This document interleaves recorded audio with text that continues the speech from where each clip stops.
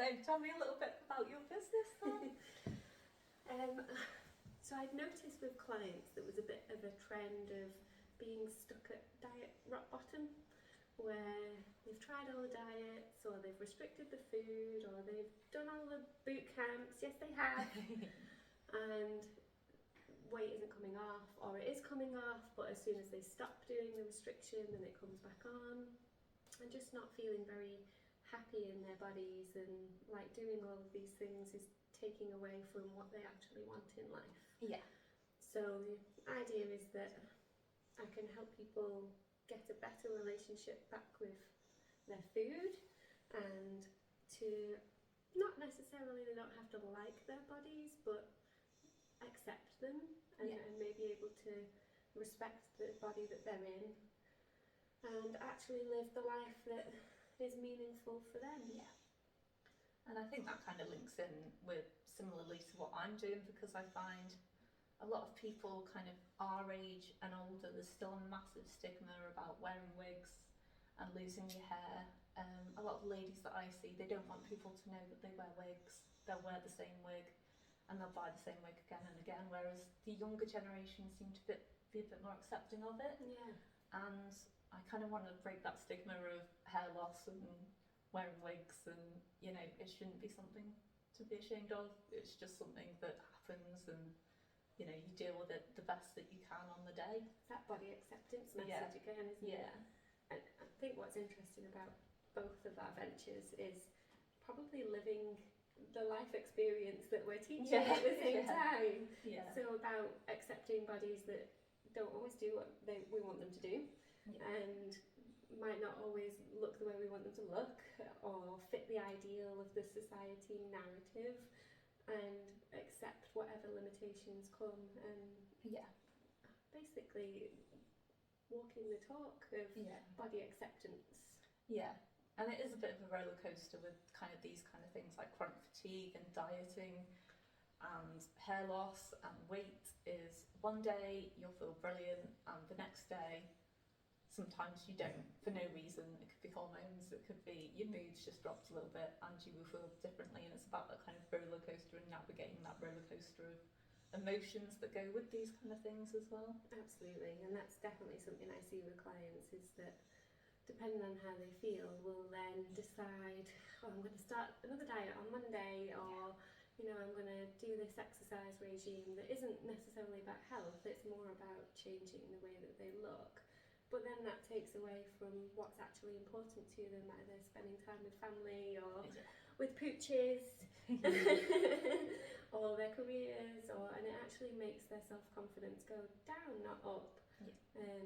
So it's learning about how to like the body that we're in, or live in the body that we're in, whilst living life to its fullest. Yeah, definitely. Because I know a lot of women with hair loss, like they won't go swimming, or you know, they won't go to the gym, and it's about kind of trying to find ways around that. You know, I don't necessarily go out of the house without my wig on, but I will post on Instagram with my wig off. But in real life, I find it quite hard to go out without it on. Yeah. So kind of finding ways around. So I wear like a headband wig or hat wig where, you know, the top's been cut off, so it's quite cool, so you can go to the gym or go swimming and not feel like people are staring at you, even though they're not. But you know what I mean, like ways around and little tricks and little workarounds.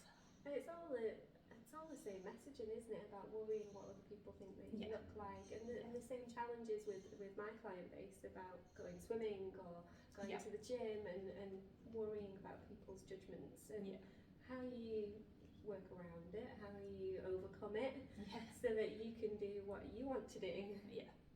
Because generally people aren't staring at you, people aren't looking at you. It's just your own kind of fears and how to navigate that. And really scary. Yeah, definitely. I actually think it's probably one of the bravest things people can do, is to accept the body that they're in and live life.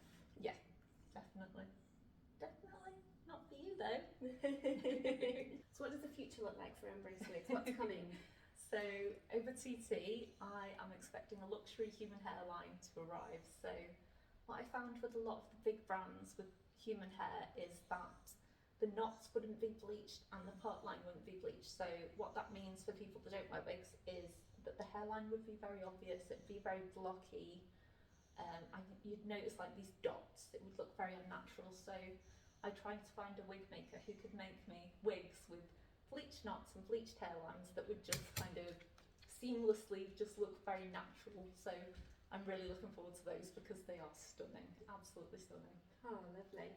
How about for you?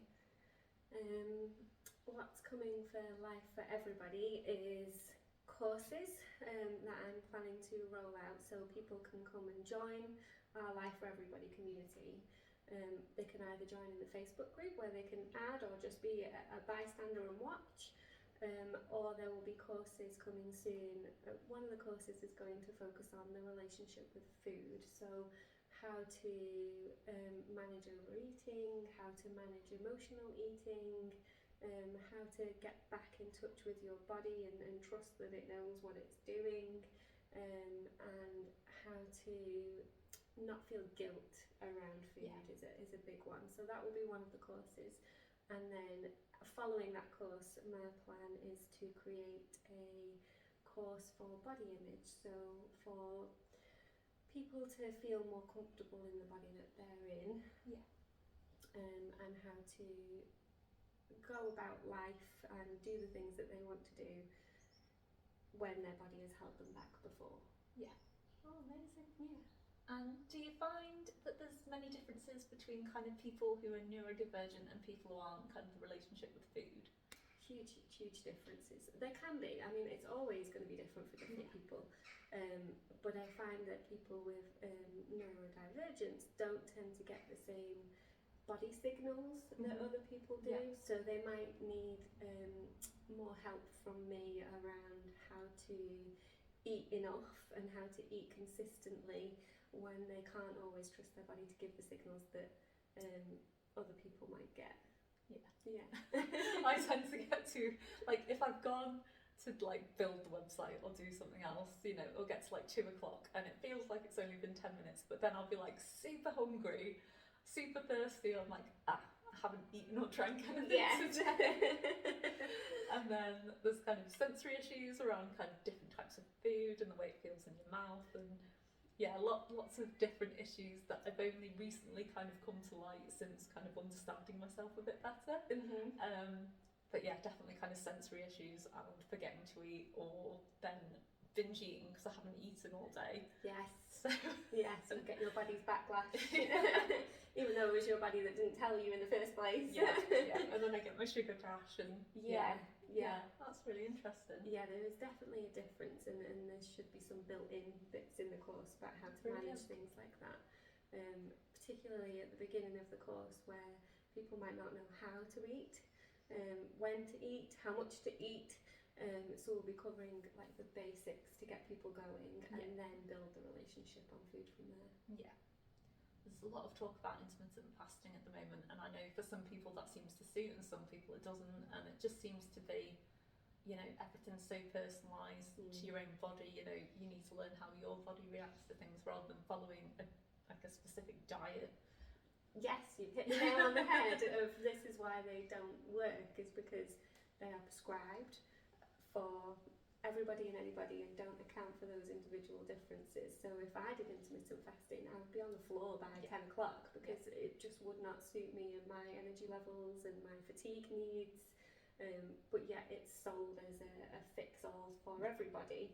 And that's exactly why learning your relationship with food and relearning how to have a relationship with food is so important, so that you can make sure it works for you rather than these prescribed diets that should work for everybody.